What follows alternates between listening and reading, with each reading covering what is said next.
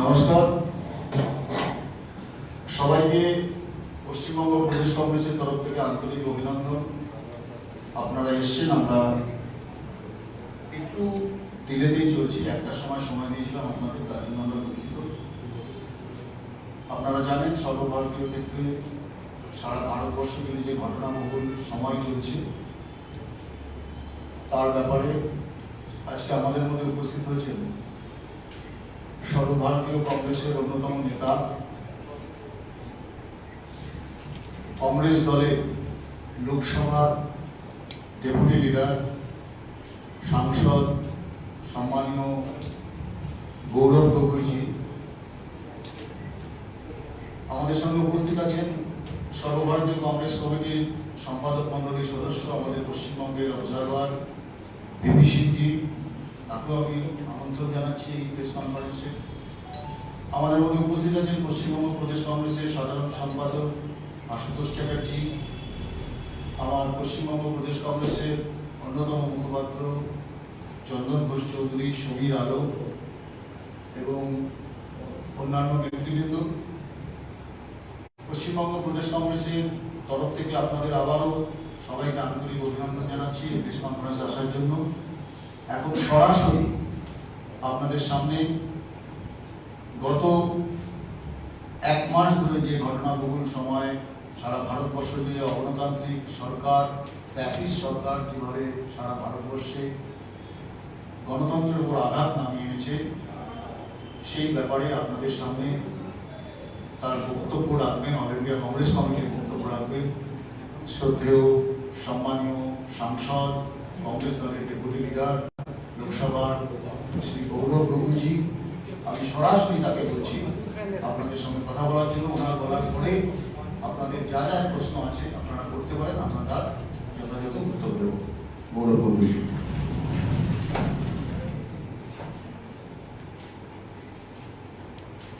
धन्यवाद दोस्तों। आज पश्चिम बंगाल प्रदेश कांग्रेस कमेटी द्वारा आयोजित इस प्रेस वार्तालाप में उपस्थित एआईसीसी के संपादक मेरे दोस्त वीपी सिंह जी और मंच पर विराजमान हमारे प्रदेश कांग्रेस कमेटी के नेतागण और यहाँ पे उपस्थित बहुत दिनों के बाद आप लोगों से मिलना हो रहा है, मेरा मीडिया के दोस्तों। आपको पता है कि पूरे भारत में कांग्रेस पार्टी जय भारत सत्याग्रह का एक मुहिम हमने चलाया है, क्योंकि भारत के लोकतांत्रिक मूल्यों और संवैधानिक ढांचा, democratic values and constitutional structure, इस पर बीजेपी आक्रमण कर रही है और इसीलिए एक मैसिव कैंपेन कांग्रेस पार्टी ने शुरुआत की है, जिसका पहला अंश है कि लगभग 35 शहरों में 35 मेजर सिटीज, इन 35 शहरों में पिछले 2 दिन से लगातार प्रेस कॉन्फ्रेंसेस शुरुआत में आयोजन किए जा रहे हैं और आने वाले समय में देश के हर ब्लॉक, हर गांव और जिला में हम अपना ये जय भारत सत्याग्रह का मुहिम का संदेश लोगों के पास लेके जाएंगे। लेकिन इस सत्याग्रह का शुरुआत कहां से हुआ? शुरुआत तब हुआ जब हमने पार्लियामेंट को बीजेपी का दुरुपयोग करते हुए देखा। पार्लियामेंट लोगों का है। पार्लियामेंट में सरकार लोगों के प्रति जवाबदेही होना है। The parliament belongs to the people of India. It is where the government have to be accountable to the people of India. And what have we seen over the last few weeks? That the entire parliament has been disrupted to save Mr. Gautam Adani, an industrialist, from a joint parliamentary probe. पूरे parliament का दुरुपयोग किया गया है सिर्फ गौतम अडानी जी, जो प्रधानमंत्री मोदी जी के करीबी दोस्त हैं, उनको जॉइंट पार्लियामेंट्री प्रोब से बचाने के लिए स्तब्ध कर दिया है पार्लियामेंट। हमने देखा कि सत्ता पक्ष के लोग आज पार्लियामेंट को स्थगित करने में, अडजर्न करने में, आज उनका रूप, उनका भूमिका, उनका रोल सबसे ज्यादा है। आज सुबह हमने देखा कि प्रधानमंत्री मोदी जी नए पार्लियामेंट बिल्डिंग को इंस्पेक्ट करने गए हैं। जब पार्लियामेंट्री वैल्यूज ही जीवित नहीं है, जब डेमोक्रेटिक वैल्यूज ही जीवित नहीं है, मेरा प्रश्न है प्रधानमंत्री मोदी जी से, कांग्रेस पार्टी का प्रश्न है कि पार्लियामेंट को का मतलब क्या, अर्थ क्या रहा जब उन्होंने पार्लियामेंट की आत्मा को ही खत्म कर दिया है।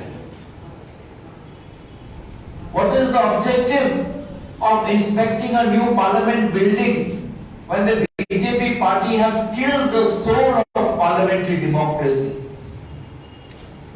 Zero accountability. मानो ऐसा लग रहा है जिस प्रकार से बीजेपी मंत्री एक के बाद एक राहुल गांधी पर आक्रमण कर रहे हैं, टिप्पणी कर रहे हैं, मुझे लगता है कि बीजेपी मंत्रियों को अपने विभाग के काम से कोई मतलब नहीं, देश के समस्याओं से कोई मतलब नहीं, सब लगे हुए हैं अडानी ग्रुप की वकालत में। The BJP ministers have stopped paying attention to their jobs, to their ministries, and are only focused on defending the Adani group, मानो as if कि वो अडानी ग्रुप के लिए काम कर रहे हैं। They are acting less as representatives of India. The BJP ministers are acting less as representatives of the Indian people and more as representatives of the Adani group. लोगों के प्रतिनिधि कम और अडानी ग्रुप में नौकरी करते हुए ज्यादा, ऐसा देखने में आता है। एक के बाद एक आरोप राहुल जी पर। क्यों? क्योंकि राहुल जी ने कुछ कठिन सवाल पूछे जिसका उत्तर देने से आप डरते हैं। क्या पूछा राहुल जी ने? What did he ask? That where is the source of the rupees 20,000 crore money in the shell companies linked to Adani Group, linked to major defense contracts in India, linked to Chinese nationals? ये 20,000 रुपए किसका है जो Adani group के shell companies में है? वे companies जो आज भारत की राष्ट्रीय सुरक्षा को लेकर विभिन्न कॉन्ट्रैक्ट, महत्वपूर्ण कॉन्ट्रैक्ट मिल रहा है। और कौन है वो चाइना का आदमी जो अडानी ग्रुप के साथ पार्टनरशिप में काम कर रहा है? क्यों हमारा डिफेंस विभाग, डिफेंस मिनिस्ट्री चुप बैठा हुआ है? क्यों? आप लोग, भारत सरकार, मोदी जी की सरकार, चाइनीज ऐप तो आप बैन कर देते हो, लेकिन जब एक चीनी आदमी, व्यक्ति और डुबियस बैकग्राउंड वो अडानी ग्रुप के साथ पार्टनरशिप कर रहा है और अडानी ग्रुप को सारे port, rail, highway, airport, defence contracts मिल रहा है, तब आपको कुछ सस्पिशियस नहीं दिखता वहां पे? तो क्योंकि प्रधानमंत्री मोदी जी के करीब है गौतम अडानी जी, तो आपने राष्ट्रीय सुरक्षा को भी दांव पे लगा दिया। You are risking national security just because mister Adani is a close friend of the prime minister. ये सवाल मोदी जी से राहुल गांधी ने पूछा। राहुल गांधी जी ने पूछा कि मोदी जी बार बार वादा देते हैं कि देखो मैं तो सोता नहीं, मैं विदेश में जाता हूं, विदेश से एक देश से दूसरे देश ले जाता हूं। अरे इतने सारे विदेश भ्रमण का नतीजा क्या हुआ? सिर्फ गौतम अडानी को एक के बाद एक उन देशों में जहां पर प्रधानमंत्री मोदी जी जाते हैं वहां पे कॉन्ट्रैक्ट मिलता है। श्रीलंका में कॉन्ट्रैक्ट मिलता है। ऑस्ट्रेलिया में तो मोदी जी एसबीआई बैंक के चेयरपर्सन के साथ बैठ गए, जिसके बाद हमने देखा कि एसबीआई बैंक का 1 बिलियन का लोन अडानी ग्रुप को मिला ताकि उनको कोयला का जो व्यापार है ऑस्ट्रेलिया में वो व्यापार कर पाए। इजराइल में भी उनको कॉन्ट्रैक्ट मिल गया है। तो क्या प्रधानमंत्री मोदी जी का विदेश नीति का नतीजा यही है कि अडानी ग्रुप को कॉन्ट्रैक्ट मिला? भारत के लोगों को तो कुछ नहीं मिला, लेकिन अडानी ग्रुप को प्रधानमंत्री मोदी जी के विदेश भ्रमण से बहुत लाभ हुआ है। क्या ये सवालों से आज बीजेपी डरी हुई है? क्या इसलिए कि राहुल गांधी जी दोबारा पार्लियामेंट के अंदर भाषण ना दे पाए, इसीलिए आपने उनको ऐसे प्रकार से घुमा फिरा के उनको डिस्क्वालीफाई करवाया? राहुल गांधी जी पर जो ये जिस केस के आधार पर उनको डिस्क्वालीफाई किया गया वो 2019 का है। कर्नाटक में अप्रैल के महीने में जब चुनाव का माहौल था तब उन्होंने ये भाषण दिया था। 2019 से 2022 तक इस केस पे कुछ नहीं प्रोग्रेस हुआ। जो कंप्लेनेंट है पुर्णेश मोदी भाजपा का गुजरात में, वो तो स्वयं हाईकोर्ट चला गया सूरत में अपने ही केस पर स्टे लगाने के लिए। लेकिन हमने देखा कि जब इस साल की शुरुआत में फरवरी के महीने में जब राहुल गांधी जी ने अडानी और मोदी जी पर इस प्रकार के सवाल उठाए तो केस फास्ट ट्रैक हो गया, केस का आउटकम भी आ गया और एक ही दिन में फट से लोकसभा ने सेक्रेटेरिएट ने उनको डिस्क्वालीफाई कर दिया ताकि वो भाषण ना दे पाए पार्लियामेंट के अंदर। और झूठे आरोप लगाते हो, लोगों का ध्यान भटकाने के लिए झूठे आरोप लगाते हो। ललित मोदी और नीरव मोदी को बचाने के लिए आप ओबीसी कम्युनिटी का सहारा लेते हो। मेरा मन करता है मैं डेफेमेशन डाल दूं जेपी नड्डा पर। मैं ओबीसी कम्युनिटी का हूं और मेरा नाम आज नीरव मोदी से जोड़ रहे हो। मेरे ओबीसी कम्युनिटी का नाम आप ललित मोदी से जोड़ रहे हो, जो भगोड़े हैं, जो करप्शन कर रहे हैं, करप्शन करके बाहर गए हैं। आज उनके साथ मेरे ओबीसी कम्युनिटी का आप रिश्ता जोड़ने की कोशिश कर रहे हो। ना नीरव मोदी ओबीसी है, ना ललित मोदी ओबीसी है, ना जिसने केस दाखिल किया सूरत में पुर्णेश मोदी ना वो ओबीसी है। तो पूरा ये एक एक्सरसाइज है डिस्ट्रैक्शन का, ताकि राहुल गांधी जी को दोबारा पार्लियामेंट में बोलना ना पड़े। और आप सोचते हो कि राहुल गांधी जी के घर छीनने से राहुल गांधी जी को अपने बातें रखने से आप उनको रोक पाएंगे? अरे जो आदमी लगभग 3,700 किलोमीटर कन्याकुमारी से कश्मीर तक चला है, उसको सरकारी घर का क्या मोह, सरकारी घर का क्या लालच? जो जनता के बीच में चला है, जो रात को भारत जोड़ो यात्रा के समय सड़क पर सोया है, कंटेनर ट्रक में सोया है, उसको आप सरकारी बंगलों का क्या मोह देना चाहते हो? उसका कोई सरकारी बंगलों का लालच नहीं है, वो जनता के बीच रहता है। आज भाजपा हर चीज से डरी हुई है। राहुल गांधी जी को ने कोई भाषण दे दिया उससे डरी हुई है। हमने दिल्ली में एक रैली निकालने की कोशिश की लाल किला से, उसमें अनुमति नहीं मिली।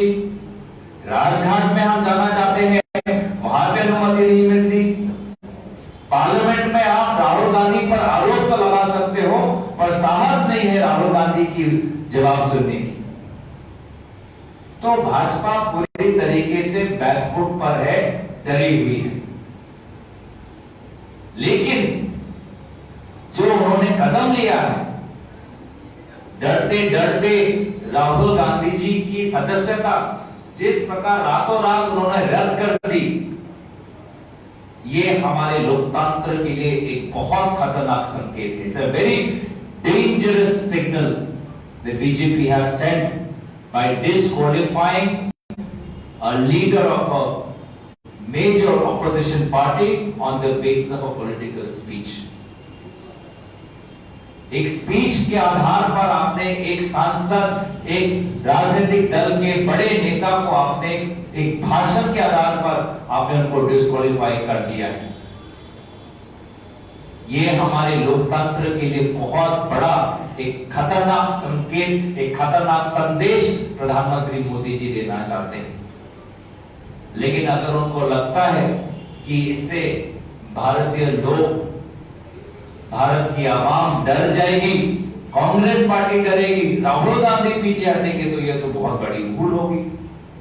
पिछले साल ही राहुल गांधी ने यह प्रमाण दे दिया था कि वो डरते नहीं है मोदी जी से। 7 दिन उनको ईडी दफ्तर में बैठना पड़ा, 9-9 घंटे, 10-10 घंटे, 11 घंटे, 12 घंटे। तो क्या वो डरे? मुस्कुराते हुए वो निकल आए, मुस्कुराते हुए उन्होंने यात्रा की, मुस्कुराते हुए उन्होंने बोला कि मुझे न्यायपालिका पर विश्वास है और वो उच्च स्तर पे हमारी जो लीगल टीम है वो अपना अगला कार्रवाई करेंगी। तो मैं ज्यादा वक्त आप लोगों का नहीं लेना चाहता। जो जो बातें मुझे रखनी थी मैंने आपके समक्ष रखा। जैसे कि मैं कहा कि हमने लोकतंत्र को बचाने के लिए जय भारत सत्याग्रह की एक मुहिम चलाई है, जिसमें हमारे दल के वरिष्ठ नेतागण देश के कोने कोने जाएंगे, हर स्टेट में प्रेस कॉन्फ्रेंसेस को संबोधित करेंगे। जो स्टेट में प्रोटेस्ट मार्च होने वाले हैं, प्रोटेस्ट रैलीज होने वाले हैं, उनको संबोधित करेंगे। हर प्रदेश में, ब्लॉक में, स्तर में उस प्रदेश के नेतागण जाएंगे, प्रेस को संबोधित करेंगे। अलग अलग हमारे प्रोटेस्ट मार्चेस चलते रहेंगे। तो मुझे पूरा मेरा ये विश्वास है कि ये जो सच्चाई है कि अडानी ग्रुप में किसी का तो 20,000 करोड़ का पैसा है, ये सच्चाई एक ना एक दिन निकलेगा और राहुल गांधी जी पीछे हटने वाले नहीं। जब तक ये सच्चाई नहीं निकलेगी वो सच्चाई की लड़ाई लड़ते जाएंगे। तो यही बातें मैं आपके समक्ष रखना चाहता था। अगर आप लोगों की कोई सवाल हो then I'll be more than happy to answer them.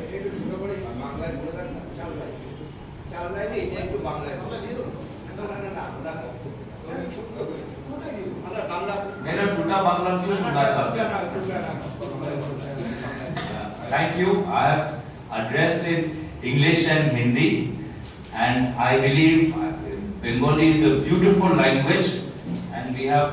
I don't want to the language, the purity of the language to be diluted through my voice. We have a very nice Bengali spokesperson, Ashutosh is here, Soumya is here, everybody is here. They will do justice. BJP की ओर से ये दावा किया गया है कि सिर्फ राहुल गांधी जी नहीं और 33 ऐसा सांसद है, एमपी है, जिन लोगों का नाम लिस्ट पे है। तो क्या लिस्ट पे? कि मेंबरशिप उन लोगों के में है, मेंबरशिप उन लोगों का जाएगा, रविशंकर प्रसाद जी ने बताया।